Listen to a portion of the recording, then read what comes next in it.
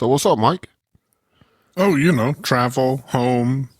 Yeah, man, we're all back at home. We are for a little bit. Yeah, I was just thinking about that. I think I'm home I'm home until the beginning of July. Okay. I'm home till I don't know when.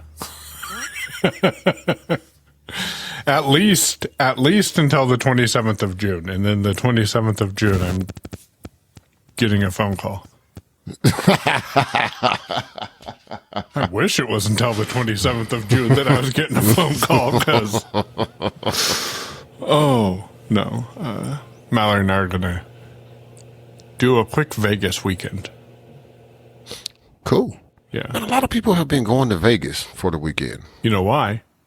No. Because they're probably falling for what we're about to fall for. I'm not buying it. My answer is absolutely not. But there's an organization that will give you a free 3-day or 3-night, 4-day trip if you go sit through one of their 2-hour timeshare things. I got an offer sort of like that from IHG. Who is IHG? What are they on? When I was booking a hotel at one point. IHG is their own. Like, they own multiple hotel brands. Yeah. But yeah. I mean, I was trying to think like what do they own? They own the Hiltons. That's what it was. I was booking a Hilton hotel for something, and we were like, oh, we'll give you 500 extra points if you listen to this pitch. And they were like, for just $299, you can go to one of these cities, and all you have to do is go to a timeshare thing. And I'm like, I don't feel like sitting there for a freaking timeshare thing, man. I'm like, oh, nobody got time for that. Yeah. Well, we'll see how it goes. I'll probably take the next one they offer me, though. Yeah. I mean, my thought is if, and I don't even know if food's included, but if food's included, then you know what? I'll give them 2 hours. And just for the housing being, like the lodging, that's good enough, because we don't have to go do anything actually there on site, but she's never been to Vegas before. Okay. So. Well, makes sense as a trip. They did not offer me Vegas as an option. And also, I was like, I don't want to pay to fly to any of these places. Yeah, I want to talk about the flights. Nope. Flights are not getting any cheaper. Yeah, that's kind of what I was thinking about the last time I said no. I was like, nah, I don't like any of those options. And yeah. I just brought my volume down a little bit. Do I still sound fine to you? Yeah. Okay. I peaked there when I got excited and said, I don't want to talk about flights. But you know what? I can hear myself in my headphones. Oh. There you go. So Damashe and I have been playing with something, and I've been busy today since I got home, and I imagine Damashe has gotten emails / notifications about it, but I fixed a couple of the things that people have shared with me on a vibe-coded iOS app. And I know people aren't fond of vibe coding, and no, we're not going to talk the whole show about vibe coding, but we might talk a bit about it. But I am putting together a tool that I hope people will like, and it's what I want in a podcast player app is ultimately what it's coming out to be. Well, what I and a couple of other people would like in a podcast player app. Yeah, it is. So I first got access to it on yesterday, I think. Friday. Yeah. So this, and I was like, man, this is really good to be, I don't know how many, updates or whatever you're, man, this is really good to be, strictly vibe coded, because I know Michael has no like iOS development experience whatsoever. So it is looking really nice for it to have come from a place of, and I think it's worth you kind of taking people through just a little bit. And like Mike said, we're not going to spend the whole episode on vibe coded stuff. Speaking of which, check out my World Fair. No. The World Fair Simulator, coming soon. No, I'm kidding. Oh boy. Is it going to be an iOS game? Oh. No, man, it's going to be web-based, man. Everything is web-based nowadays. It's going to be it's going to be a progressive web app is what it's going to be. So funny thing. So you want me to talk a little bit about this podcast idea and how it's come together? I want you to kind of take people through your process of how you got to the original prompt for it. Okay.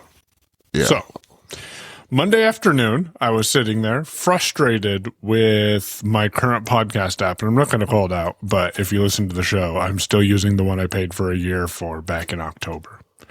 And I got frustrated and I said, you know what? This is annoying. And frankly, this was before I realized I had lost my Android phone. So I said, I really wish I had a great podcast app so I could go play with Android and be cross-platform and use it. And it would synchronize. And that's where everything started from. So to me, and the reason I laughed is I meant to create a progressive web app that would let me interact with it on both platforms and synchronize on the server. I went and said, I want a cross-platform tool. What would you suggest to Claude? And here's what I'd like to accomplish with it. I want it to have these features. I want it to utilize Apple's accessibility frameworks. I want it to allow the user to use their actions rotor to be able to take action on episodes and podcasts, but I also want to make the actions be customizable. So the user can change the order of those, because what I might want in my actions rotor might be totally different than what Damashe might want in his actions rotor.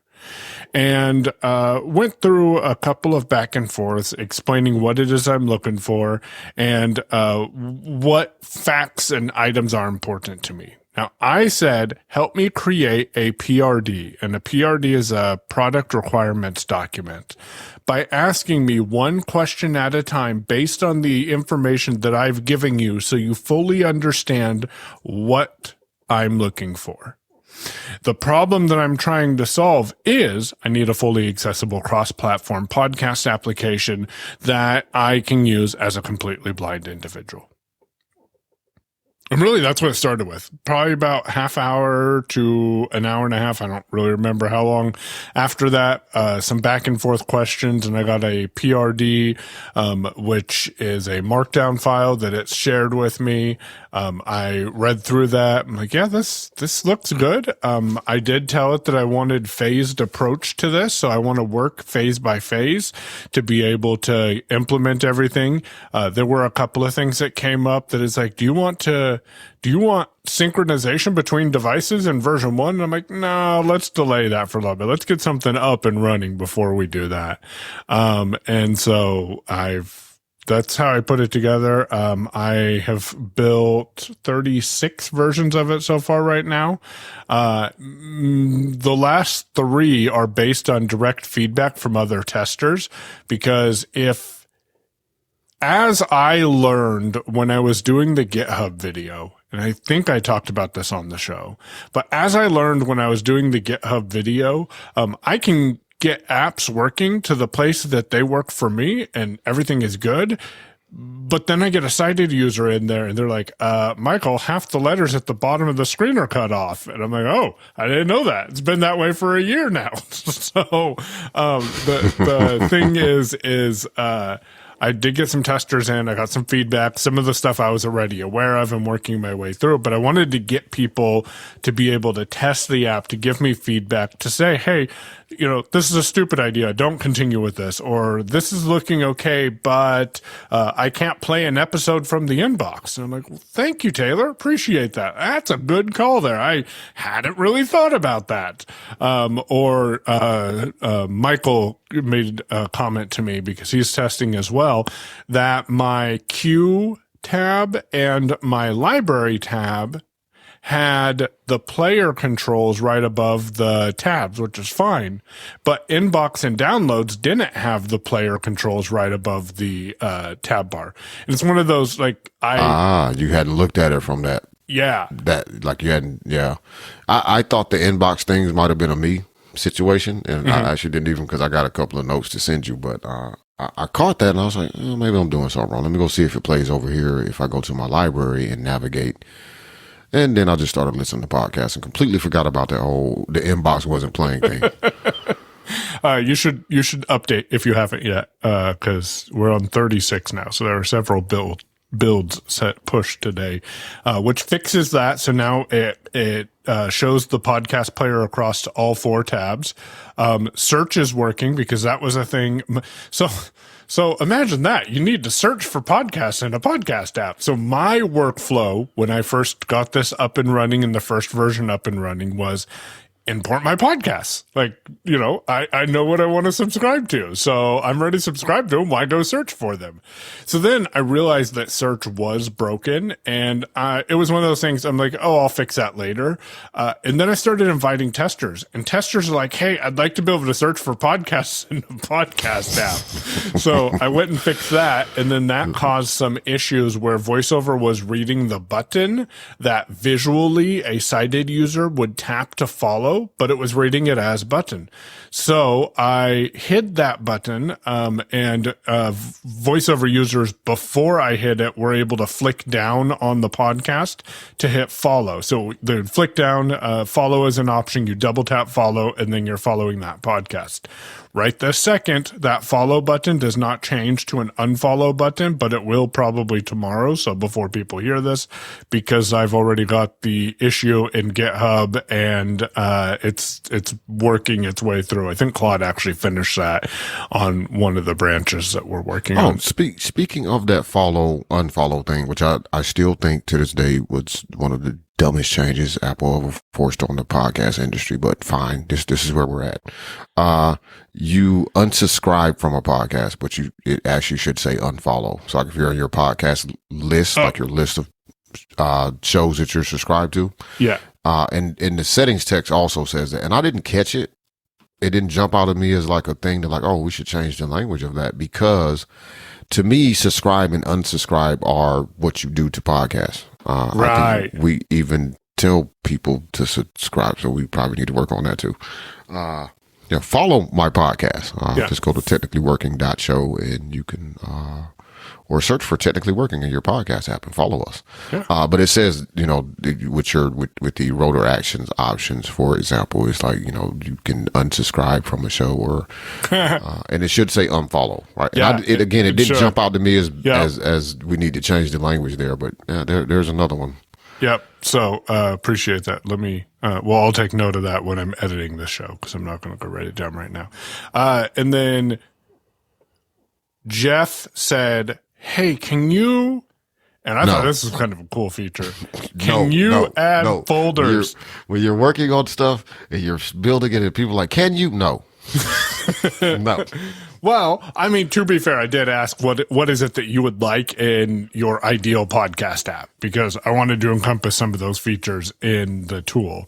No, my problem is I'm joking, because I know, and Mike knows this from having worked with me on certain website projects where like, well, can we? No, because we're still in the first phase of this, so no. Like anything you want, no. Write it down and come talk to me when I come talk to you, but right now, no.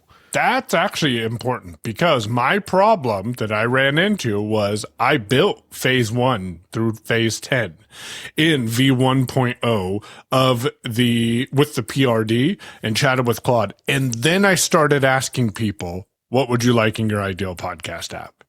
And someone, Jeff, I'll pick on him because he's one of the people, Doug mentioned something too that I'm working on, and I think it's going to be pretty darn cool, but I'll save that for later, because it's one of the one of those set it apart from what other apps do things. So what Mike is actually saying is he's not going to tell you what that feature is yet, because that's going to be your in-app subscription.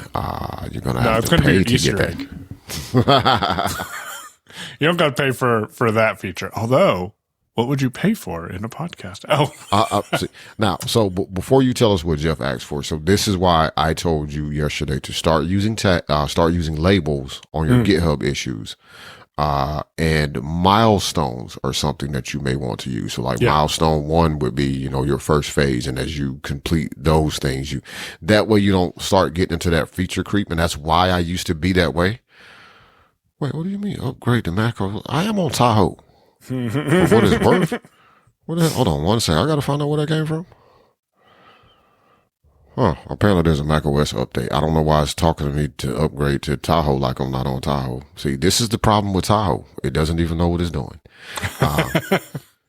But using labels like, future thing, or, whatever you want labels that make sense for you, inside of the project. That way you're working on things in an orderly fashion instead of like, oh yeah, they want me to do this thing with the layout. So let me go and do that thing right there. And it's like, then you get distracted and you forget that you didn't connect Stripe or something on the back end. And then you're like, why isn't the checkout working? Oh crap. I left Stripe out. That's a me thing that happened one time.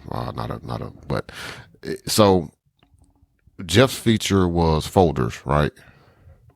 Yeah. Jeff's feature was folders, and what he wanted was the ability to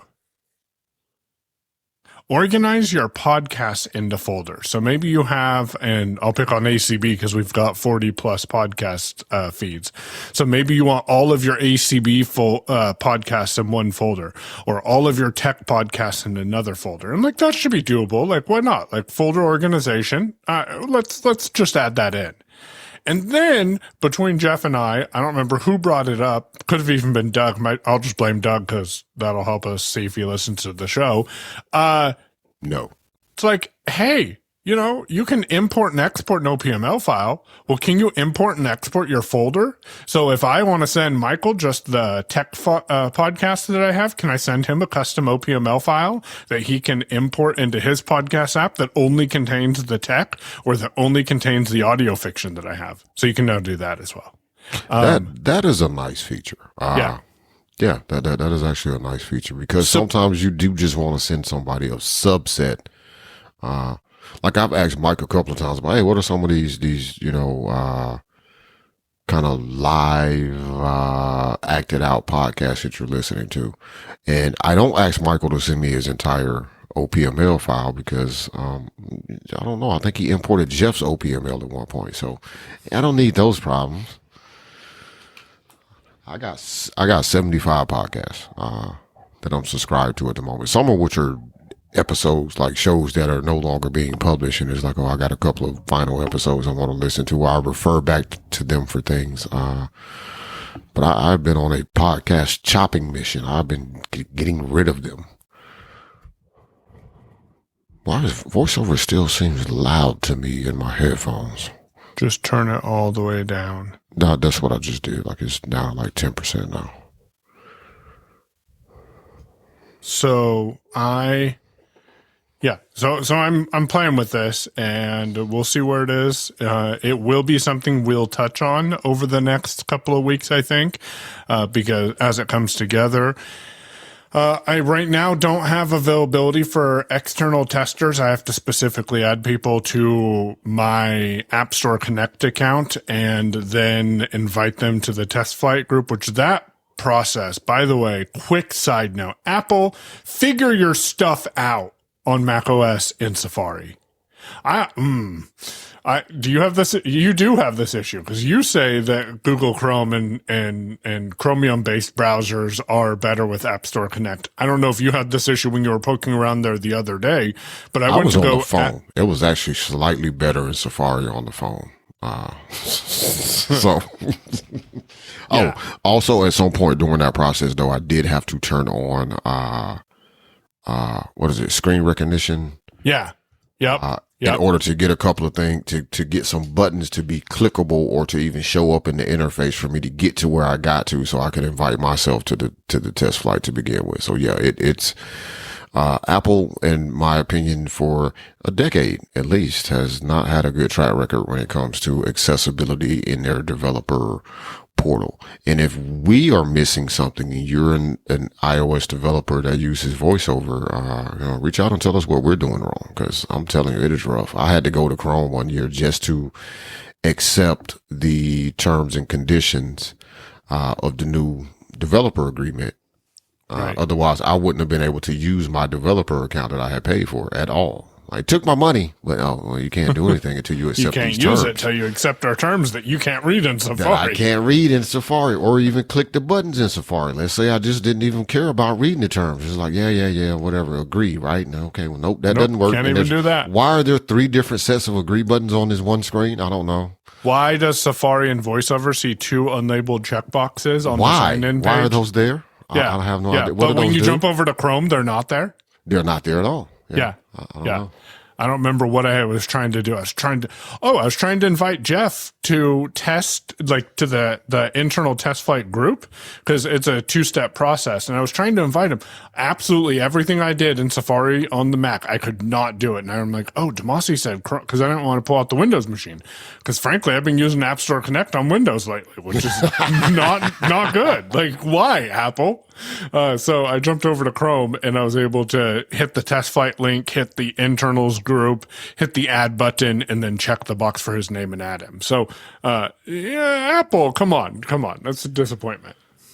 Really, it is. And we're not the only ones to complain about this. I have observed other, especially vibe coding people who are getting into this App Store Connect, and they're like, why is this so difficult? Like, why?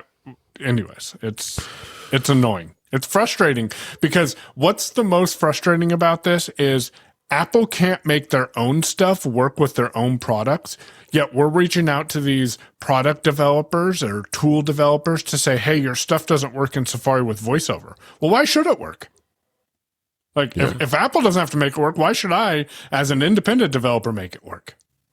I mean, that is a good question. And I just want to head off any long time Apple developer. I know, I've heard from a bunch of you over the years that iTunes Connect is horrific. It's just, now we have a new raft of people who are getting that experience. Because it's always been terrible. But I am going to pay more attention to WWDC this year in a different way than what I've paid attention to it in the past.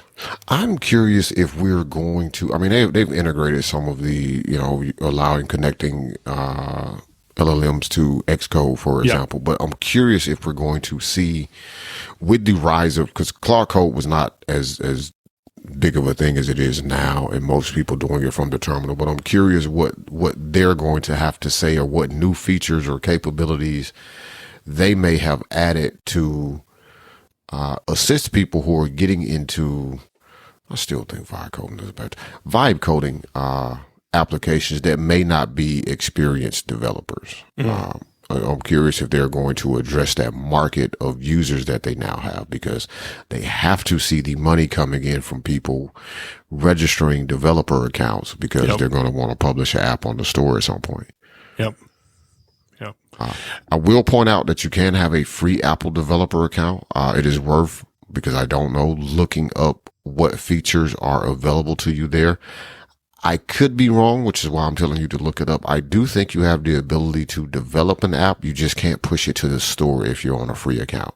So I don't know the limitations there, because I've had a paid developer account for about 10 years now. So I don't, and you used to couldn't get a free account. So it's worth looking at that. It's related if you're to just signing your apps.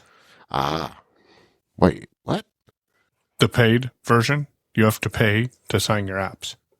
Oh, well, listen, if you just want to, side load your app from your Mac to your iPhone, you probably don't need to pay for a developer account. Yeah. Go through that experience. Let me know how that goes for you.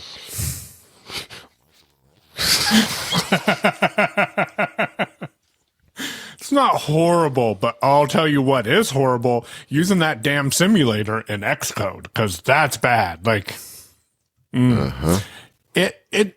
I expect it's probably gotten better when you, with the, what is that called? iPhone mirroring. Is that right? Screen mirroring. I expect the simulator has gotten better, because it feels a lot like that, but it's, no, thank you. I'm good. I mean, iPhone mirroring still kind of is rough. Like, it's a feature that I'm aware of, and every time I see the app, I'm like, yep, nope, it doesn't work. So it's kind of like when I'm in a Google product on the web and Gemini pop, and there's like a Gemini button. Do this one. I'm like, nope, I don't want that. Go away. That's kind of how I feel about iPhone mirroring, because if your phone locks, guess what? You're done. It's over. Or at least that's how it was when I used it. And that's not the expected behavior. If I'm actively connected to the phone and navigating the screen of the phone from my Mac, I don't think you should allow my phone to lock like that. That seems to be one of those. It's kind of like, in retrospect, Mike didn't check to see if you could play a podcast from the inbox, which is a feature that he added because he likes the inbox feature from Castro. Yep. It's kind of like one of those deals right there. It's like, that really should work. Like, this should not be a thing. But your app developers might not have tested it that much, but you would think that feature they would have tested. But you never know. Maybe all of their phones never lock unless they leave the Apple. Yeah, maybe they're using just development phones that they do have set to never lock. So they didn't, that could be a thing. We said we weren't going to spend too much time on this vibe coding thing. 30 minutes later. So we are going to continue to talk about AI, however. Yes. Just briefly, I want to, and this is all a part of us trying to build a somewhat, I'm not going to say comprehensive, but I think maybe a sort of oriented thing. But I want just a conversation I had with Mike, and actually a conversation I had with another friend of mine yesterday. We have a tendency here, because this is what we're doing with the tools. Like, this is what we're doing with Claude Code, Gemini, Copilot, whatever, we might be using, which for the 6 months has been Claude. I think Anthropic should sponsor my show. Yeah. Just saying, man, we've been on your side for a long time. That's all I'm saying. Well, except when I rage quit using Claude because their web interface was horrible. But that was a year ago. You get over it. But I was having a conversation with a friend of mine yesterday, actually, and it struck me as, again, going back to Chris, and I'm going to continue.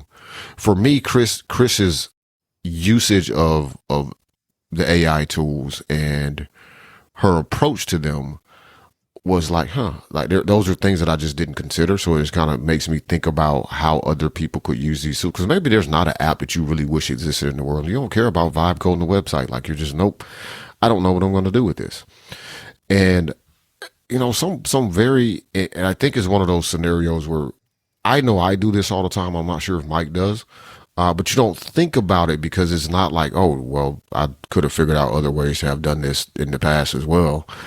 But one great usage and one great benefit to having, Claude, ChatGPT, Gemini out there is, let's say you are not an expert in a particular area, but you need some working knowledge of this space. Let's say you're going to sign a commercial lease. You've never signed a commercial lease ever in your life. All you've ever seen is residential leases for leasing an apartment or leasing a house. Never signed a commercial lease ever. And some clauses in a commercial lease could have an entirely different effect on your business. Because, basic residential leases are pretty straightforward. Like, yeah, but commercial leases have words put together in a way because business people, right? They just have to use, words in ways that don't make sense. So I'm not an expert in this. Take it to ChatGPT. Here, review this lease. And then now I can query that document. Like, I can query the AI on what I read. Like, first off, here's a very detailed prompt that I used. Well, not very detailed, but it was a prompt that I used. Review this lease, ensure that you thoroughly comprehend it, and then tell me if there are any clauses in here that could be a great disadvantage to me, my business, or my position as a renter. And it comes back with a couple of things. I'm like, yeah, I saw that. Wait, what does that mean? Right. So then now we get into the conversation about, well, explain to me how that is a problem for me. Oh, that's how that's a problem for me. Okay. All right. and so on and so forth. But I think that may be a usage. And I honestly don't hear many people that are talking AI on any shows saying enough of that sort of thing. Like, you don't have to go use it every day like we do. You don't even have to go give anybody $20 a month to do a lot of this stuff, but it can be helpful if you're like, hey, I'm going to feed you the tax code today and I'm going to start asking questions about how this actually works. Again, double check your answers. And what I told this friend of mine, because I gave him that advice, I was like, yeah, that's one thing you could do, man. Is just, the tax code is publicly available. You just go download it. It's a giant PDF that I'm not going to read. But feed it to the LLM, ask it questions, and then take those same questions. And I told them one thing that I've done before with the LLM is a lot of times I would take an answer and go to another company's tool and then ask the same question and see if I get a similar response. Another thing you can do just inside of something, just in case you happen to be a Chat GPT fan and like, I don't really feel like scrolling with Claude, start a new chat and then start that conversation from your understanding of what it just explained to you in that previous chat. Now, that could go sideways a little bit within the same tool now because of how they're doing memory, which is why I would recommend jumping over to a different tool. So if you're normally a Chat GPT user, go to Claude.ai and just, type in, your understanding of the tax code thing that you were trying to grasp and see if it confirms what you think you understand at that point. That is a good way to check up on whether or not the information is factual, especially when you don't necessarily have someone you can just pick up the phone and call and say, hey, listen here, accountant, how does this work? I think it works this way, but is that how that works? Because if that's how that works, I need to do that. And the accountant's like, absolutely not. That does not work that way. And we never had this conversation about that. Or, hey man, yeah, that's actually a really good idea. I didn't, sure, we can do that. Yeah. That's a good suggestion. So make use of the tool sometimes just to give yourself more knowledge on, and listen, I will go ask it, I'm not gonna say stupid things, like things that are not going to have a direct effect on me on a daily basis. It's like, I'm really curious about this. It is easier to get an LLM answer than Google or Kaggy. For the answer, and then click on a bunch of links and trying to find the answer, right? And it doesn't mean I don't read people's websites, but sometimes I just want a summary of the thing. And, a lot of times I will search in Kaggy actually and click on their, what do they call it? Their AI. It's like an overview or a summary or something. Like an AI summary. We go back to the fact that it's the UI though. Like, we've talked about this for months now, on and off, about how, yes, you might get inaccurate information, but the reason I go back to Claude, because I am all in on Claude right now, almost pulled the trigger, but I haven't been hitting limits, which is really weird. I am very creeped out about that. I'm just saying. I have not come across any limits that I've been hitting, and I've been doing a lot with Claude over the last couple of days, so maybe they're charging me in the back end. But anyways, I was gonna say, like, maybe go take a look at your usage on because I hate for you to get a bill. I mean, you're gonna get it now anyway, but at least be prepared for that bill. Yeah, I'm gonna go look as we're talking. But what I was saying is, I'm almost to the point where I'm gonna pay $100 to Claude per month. Did you notice that Claude, I noticed this today. It used to be when you open the sidebar, you would have one heading there and it was starred. Now you have products, starred, recents, and then under recents, you can quickly get to your information. So they've cleaned that up a little bit. Anyways, I'll go to Claude and I'll ask a question because I'm comfortable with the Claude UI. Now, if I go to Google or Kaggy or Brave or whatever and do a search and I get to Damashe's webpage that might have Adobe Flash all over it, then wait. That is, listen, carry on. Then I don't know what to expect. Like, it's the whole, you're comfortable in the place that you're already using. And if the AI can provide the sources, which it should be providing sources, and I think it does a lot more than it did in the past, and you want to actually go in depth and say, how did you come to that conclusion? Then you can click the link and deal with the different interfaces for different websites. But if all you need is a quick answer, like, what can I do in Vegas for the week of June 27th? It'll come up with some ideas for you and some websites to look at, which is the prompt that is currently up right now in my Claude. Yeah. I mean, and I think a prompt like that is actually something very much more suited for the AI tools because you can have that conversation back and forth. Like, we really don't like that band, so we're not going to go see them at the Sphere, even though the Sphere is probably cool, but we're not going to pay that much to go see them. Give me something else. Whereas if you land on somebody's website, top 10 things to do in Vegas on a weekend, like, 85% of that crap ain't going to apply to you, right? It's going to be dumb. And it's going to be affiliate linked somewhere or something.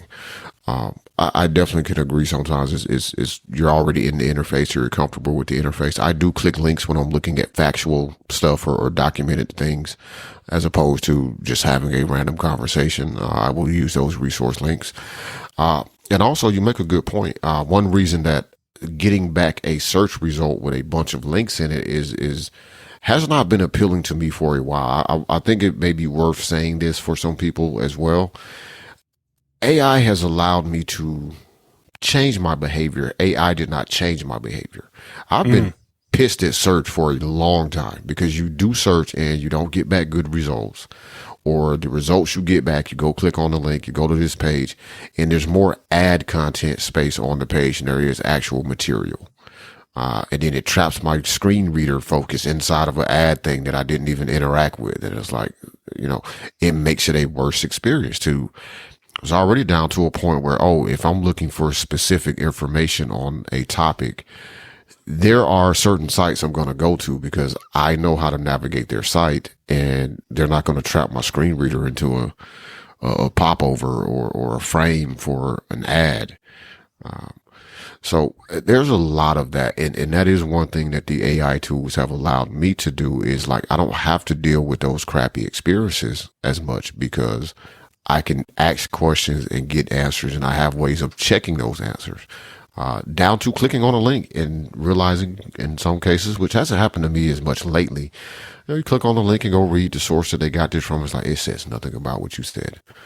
Now that has become less and less common for me, but I can remember a year ago, like clicking links when they first started really putting links in for sources, or you'd be like, where did you get this information? And you click on the link and nope, doesn't say anything about that. That is not how cochlear implants work at all. And that is not the person who invented them. And they have been around much longer than you said they were, type of things. So all of that being said, like, I think it's worth just thinking about what AI could do in a sense of like comparing documents or analyzing a document for you so that you can query it. And it doesn't mean you don't have to read the doc or don't read the document, but if there are terms or language you don't understand, getting a little bit more informed about a thing can be helpful without spending the time that we used to spend browsing the web, getting crappy search results, or getting poorly written information from somebody who figured out how to game the SEO system. And that is a real thing that happened. Don't let Google lie to you and say nobody ever gamed us, because I could do it. I have done it, not to be malicious, but just because I'm like, this person's page really should be higher ranked than what it is, but their site is fairly new. So we're going to employ some of these SEO tricks to get you ranking higher quicker. Not because I wanted to shove advertising crap at people, because I don't build web. That's why I was so offended when Mike said Flash, because I don't even build sites with ads on them. Get that later. They hire somebody else to put the ad stuff. I'm not putting that code on the page. I'm sorry. I can't not help you with that. Yeah. That wasn't part of the original PRD. I don't know how to paste that snippet in for you to have AdSense on your site. I don't. Mac OS won't let me paste it. Listen, man, on Linux, my paste key only works so many times a day, and I'm not going to burn it up on that. That's too long to paste in. It's too long to sit on my clipboard.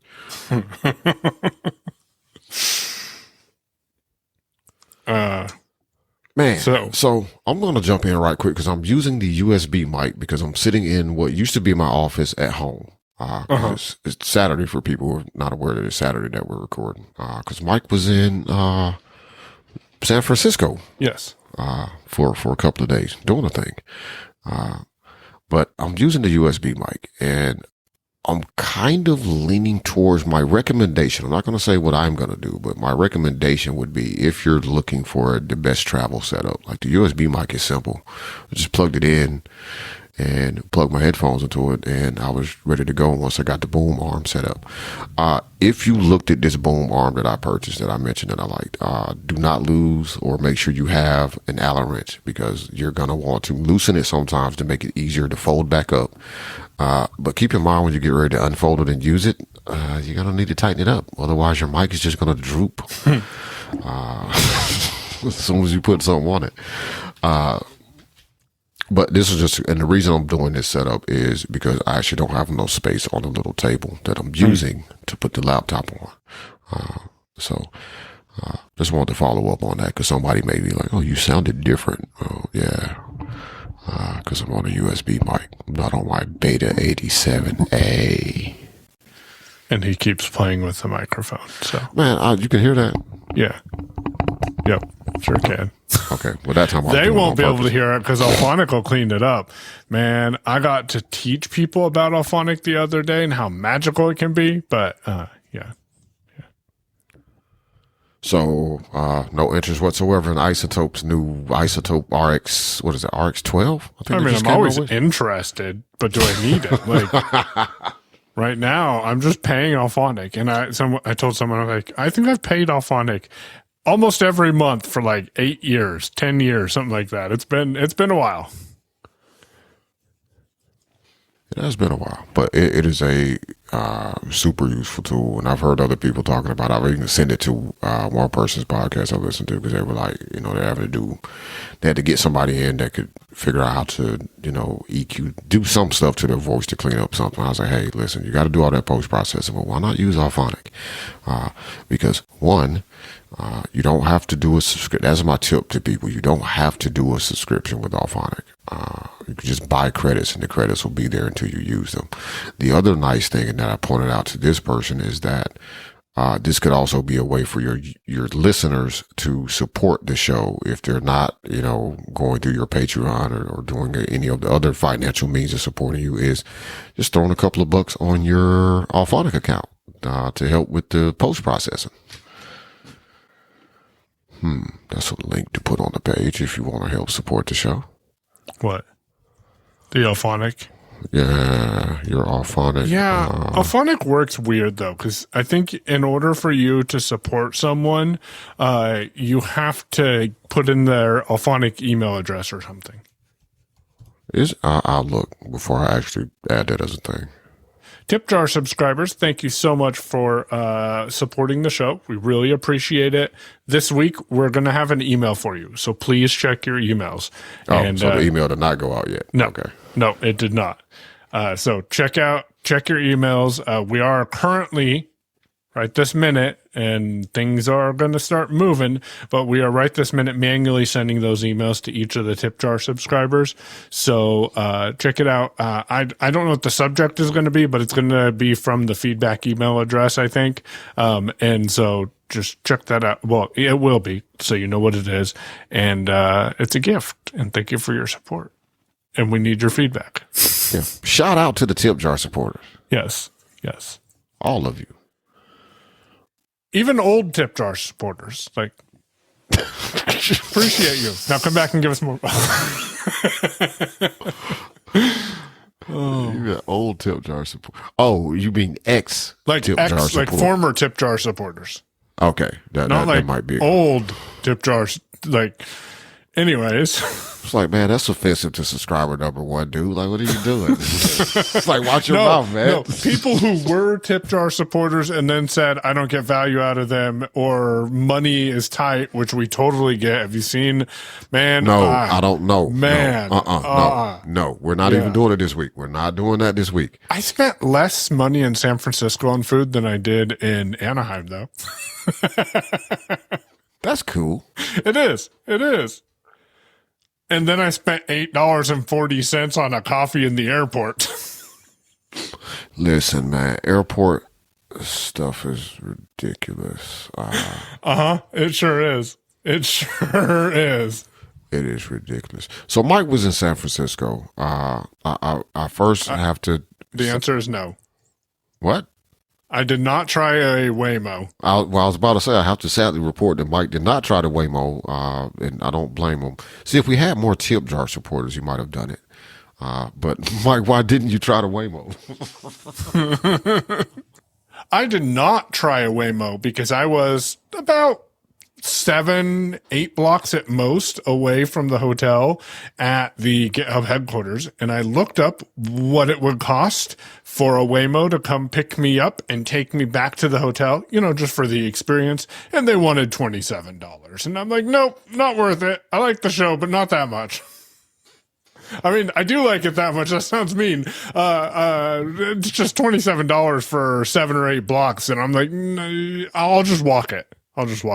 Now, that being said, Uber was the same price too. So I think it might have been. So it's just inflated pricing for San Francisco. Yeah. Okay. I want to tell you, thank you for telling me to install Lyft, because I had not installed Lyft until my way down to San Francisco. And I installed it because I'm like, well, maybe things will be cheaper. And Lyft was significantly cheaper than Uber. Like, I went and looked at a ride to the airport this morning, and it was like $41 or something like that. I'm like, okay, that's a little steep, but whatever. I paid $44 to get here, so it's cheaper. I went and looked at Lyft, and it was $29.50. Sometimes it's like that. Yeah. And then Lyft had my credit card in it, so I was able to use that and get 2% cash back.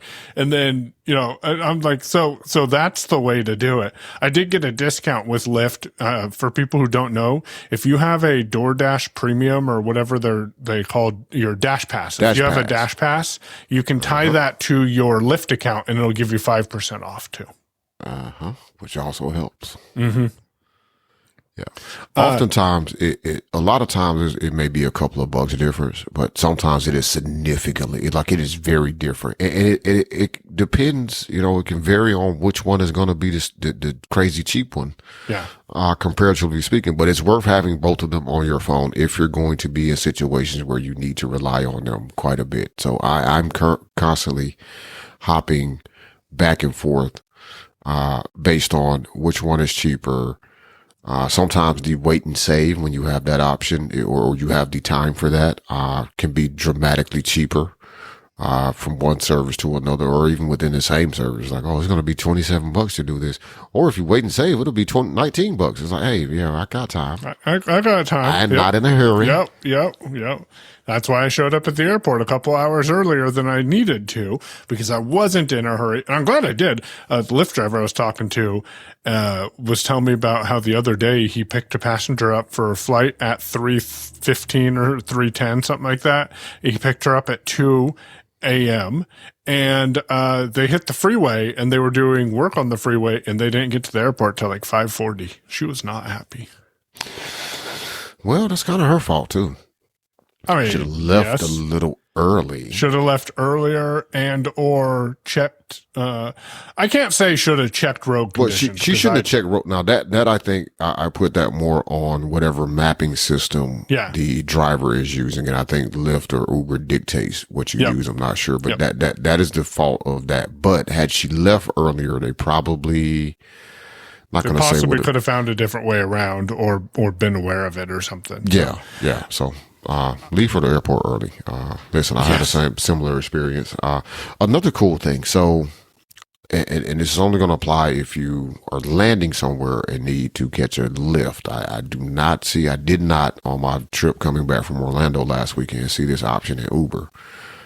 But I was able to schedule my pickup from Lyft at the airport, but you can schedule a pickup with Uber. I hear you, but let me finish. Stop being like my kid, because I'm not done. Talk faster, Dad. No, man, like seriously. I can't wait till one of your kids says that to you. Well, listen, I hadn't heard. No, the reason this came up though, and I'm gonna get back to the whole thing with Lyft. But the reason this came up like that is because we're in the car today, picking them up, and we're coming home, and I'm handing her a drink. She just gets the drink. I don't have a straw. It's in my hand to hand it to you. Jeez. But anyway, you can schedule a pickup with Lyft. But what you can do is put in your flight. Once it knows what airport you're going to, and I might munch these details up a little bit, but essentially I just had to pick my flight because I was landing in Birmingham, and it could see I was at Orlando when I was putting it in. I was like, "Oh, are you on this flight?" And I said, "Yes." I tapped the Southwest and it says, okay, your trip has been scheduled. We will adjust your pickup time according to flight delays or arrival times, changes in your arrival time or something like that. Yeah. Yep. So I did not have to sit here and be on pins and needles the way I was the last time I flew in and scheduled a pickup based off what time I should have been there with a little bit of a buffer and hoping the plane wasn't super delayed, because then I would have had to try to cancel the trip from the air. And may or may not have internet. Right, because it's not necessarily wise to look at your departure time and be like, oh, I know I'm going to be X amount of minutes late, because sometimes they will make it up. I mean, I took off late from Birmingham to get to Orlando, and we still touched down in Orlando probably 10 minutes earlier than we were supposed to. I will not schedule rides if I can help it. And the reason I say that is last night I was looking to schedule a ride, and both Uber and Lyft were showing me around $40. This morning, when I actually looked it up, I got that Lyft for $29.95 or $93 or whatever it was. And I feel like I would have been locked in at that greater price if I would have went ahead and scheduled it. That is a thing to consider. That is definitely a thing to consider. For me, the reason I did it is because I knew my trip was going to be expensive anyway, because I was going from Birmingham to Tuscaloosa in a Lyft. And I was like, yep, let me grab it now before that, because I knew there were other flights that land around that time. And I don't know how much, how many people had to actually go that far or whatever. I was like, let me go ahead and book, because I looked at the price and it was like $80. I'm like, man, the last time I did this, when I landed and then I called to Lyft, it was like $101. So yeah, I'm going to take that. So that is also a thing to be aware of, like be mindful of what you're scheduling and when you're scheduling. I will also pass on a few more tips, which I have not used any of these features yet, but I probably will eventually end up doing it. I'm hoping I can finesse my way into a regular ride because somebody's going to work the same time I need to go to my office or something. But you can at least, I think Uber has something similar, but Lyft definitely has routine trips. So let's say you have to be, somewhere every week or every day at this time. You're going to always want to leave your house about 6:00. You can lock in a lower price. So no matter what's happening around that time of day, pricing wise, you're kind of locked in with a price cap, which can be a useful thing. Unfortunately, you cannot do that. I wish they would let you do that with scheduling, or I wish they would actually do with scheduling. Like if your price was this at 4:00 when you were sitting in Orlando, but when you landed, prices are actually down by 7%. They give you that discounted price. That would be nice if they did that. I don't know that that's the case, that happens. Also, just side note, if you do schedule a pickup with Lyft from the airport and you land, what was the thing? You have to tell them that you're ready. And that was a little difficult to find in the app. I was actually getting frustrated, because I could not find the button, because I'm like, okay, well, where's the guy? Oh, I got to tell them that I'm here, but like getting there. Oh, here's the actual tip. So it would have been easier if I didn't have a VPN on. So I had my VPN kicks on the iPhone when I'm on unknown Wi-Fi networks. So I connected to the Southwest Wi-Fi. So I was using that on the way back, and I land and I'm off their Wi-Fi now, but the VPN didn't automatically turn off. So to Lyft, I was in Atlanta. So the app was acting really stupid. Until I turned off and I went through everything. I restarted the phone. I did a bunch of stuff. Yeah. I was like, oh, hold on. Cause it keeps telling me I don't have an internet connection yet. I just checked my email and just sent an iMessage and just did these things that required internet. So, VPN. Turn off the VPN. Boom. There's the app interface. It works great. I can tell Paul that I'm here and I can get my Lyft and go home. There you go. Cause I was absolutely ready to go home. So I have a tip that I want to give people and a thank you that I want to give people, and we'll give a person. And then that's all I have for this week. And we can wrap it up with whatever you have if you have anything else. But first of all, let's start with the thank you. I want to thank Vajesh, I think is how you say his name. The reason I am saying his name is I checked into the Hyatt downtown in San Francisco. Oh, look at this fancy guy standing at Hyatt. Right? I checked in at the Hyatt, and Vijesh was the first person who I met. And he, took my card, took the deposit, did everything, got me my room, made sure that I was close to the elevator, which is what I preferred, and, walked me up to my room and showed me that I needed to badge in with my room key for the elevator to actually go up. Appreciate it. Great welcoming experience. I really appreciated that. About the Hyatts. Don't like that at all. Yeah. Yeah, it's frustrating, and it also means that DoorDash can't come to your room, which has its own challenges. But then the next day, I went down and did what I needed to do, and then I came back from GitHub, and Vijesh was working that morning or that evening shift. He worked 2 to midnight. I walked in the door, and within 30 seconds, he was walking over. Hey, Michael, do you need some assistance today? And I'm like, oh, sure. If you don't mind walking me over to the elevator, I appreciate it. Because they had a Giants game in town.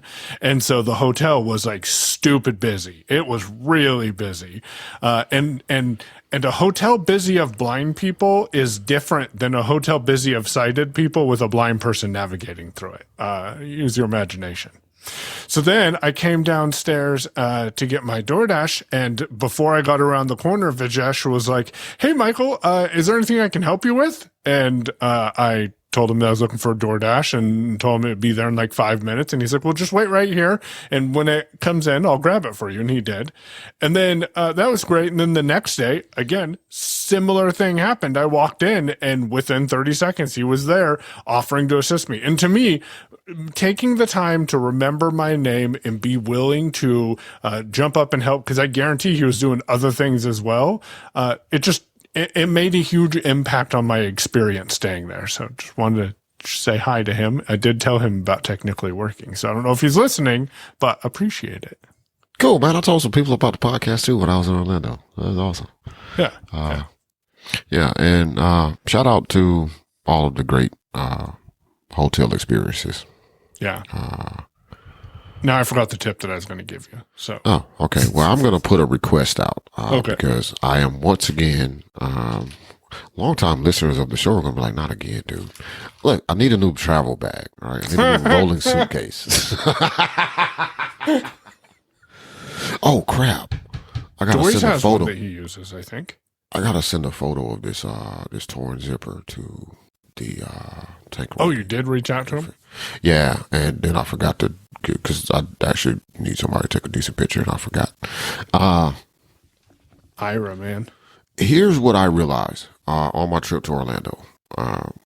Mind you, I did have a ton of stuff. I didn't have a lot of clothing, but I had a lot of tech in my bag, like a lot of the AT guy stuff in that tank roll. Some of these airports are rather big, and typically for me, this would not have been a problem. And this is the first trip I've made. I think this Orlando trip was the first trip I made where I did not have where I had a long way to walk and no rolling bag. Yeah. With me. So I was like, man, this bag's kind of heavy. Like, the first 20 minutes of walking through the airport to get where I was going, like, it was like, all right, cool. By the time I got off that little shuttle thing to go from the terminal to the gate area, wish I could put this down. But also I'm not sure if Tankroll is going to have my bag fixed or if they're just going to replace it or what they're going to do. So I'm interested in people's options for a rolling suitcase. And also, I personally really prefer taking my laptop bag. Like, I have a nice laptop bag. I am kind of hunting for another one, but I'm probably not going to pull the trigger and buy another one because this one is in perfectly good condition and it's waterproof. But it's where my laptop goes. It's where the audio interface and the mic arm and portable chargers and extra bag and all kinds of, just tech crap. That bag. It does not have space at all for clothing, and not because it is not designed for clothing. You need a bag with go-go gadget wheels. Aha. Something like that. So, like, you just hit a button on your phone and the wheels extend and then you can just drag it behind you. Listen, I need somebody to vibe code that hardware into existence right now. Like, make that happen. You can use your Claude for it. I'm using my own Claude for my own stuff. Yeah, to see, we don't have it able to do physical things in the world yet, though. See, that's what we need. But, Damashe, we do. You're not thinking outside the box because Claude can create STL files, I think they are. So the 3D printed files. And then all of a sudden you have combined physical and digital. That means I need to get a 3D printer. Oh, yeah. There's, that slight thing. So, I just want to give I shouldn't say this. That's going to be me. I'm going to say it anyway.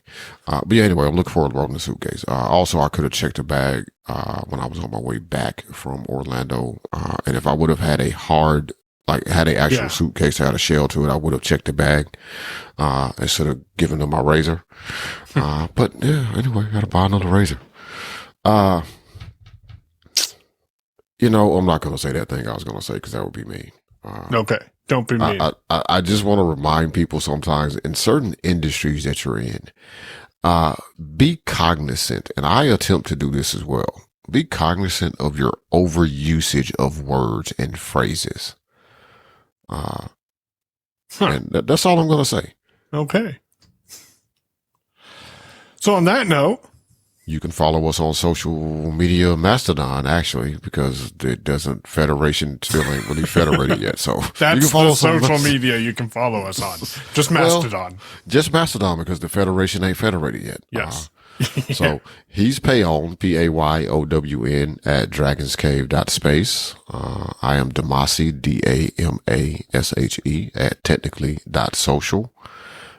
And the bot is TW at technically.social. Is the bot even posting the episode? No, because when I had to move the server because of what happened with that whole situation, I didn't go set up the IFTTT thing again because I was going to do Claude. Nope, OpenClaw. OpenClaw. And then I got sidetracked with something else. And then when I came back to do it, it's like, oh, Hermes is a thing. I was like, oh, I should look into that. Yeah. So we're going to get there. But I have actually been working on the thing that Mike is referencing that we're going to send out to tip jar subscribers. So that has had more of my focus. Yeah. Since I have been getting back to actually trying to develop things. So the bot is around, though. You should still follow the bot because when the bot gets turned on, man, like it's gonna be crazy. Because Mike's going to have access to the bot because we're probably going to do a Telegram thing or something. So anyway, hashtag technically working, capitalize the T and the W. We appreciate that. You can email us feedback at technicallyworking.show. And I'm saying this because there are new listeners. It stops there. Right. And I'm not trying to insult people, but I've had people ask me on the phone. I'm like, oh, my email address is blah, blah, blah, blah, blah, .family. So blah, blah, blah, blah, blah, .family.com. No, just it stops right there. Right. So I don't own family.com. No, I wish I did because I would charge people a ton of money to do something. Anyway, feedback at technicallyworking.show. That's it. There's no extra stuff after the show. That is the top level. And you can become a tip jar subscriber.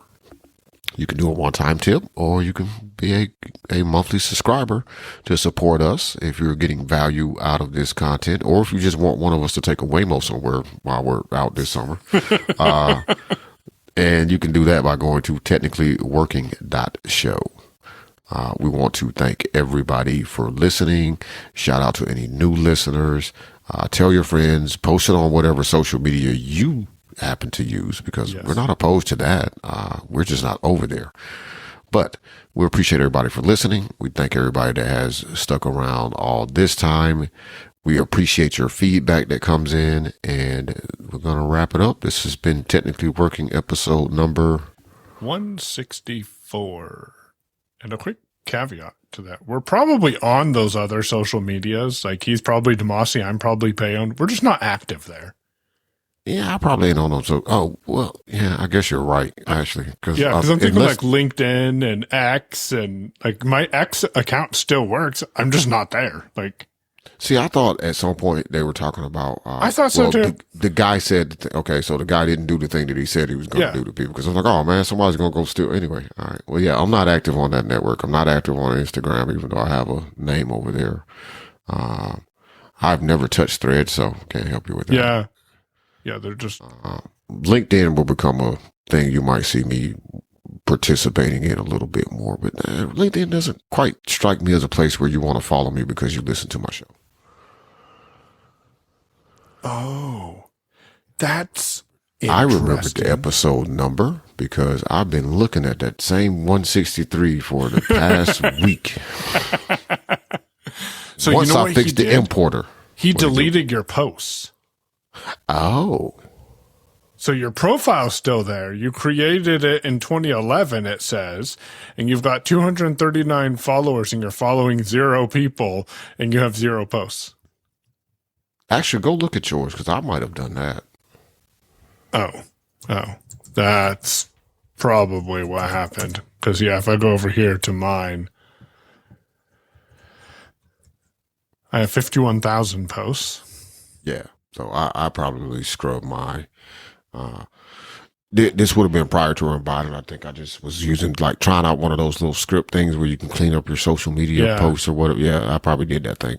Yeah, because I am following 1614 and I have 4,000 followers over there. So yeah, because the me following 0 people sounds like a thing I did when I was just screwing around. Like, oh, what if I just get off social media and just delete all my crap? I was like, oh, well, unfollow all these people because, why?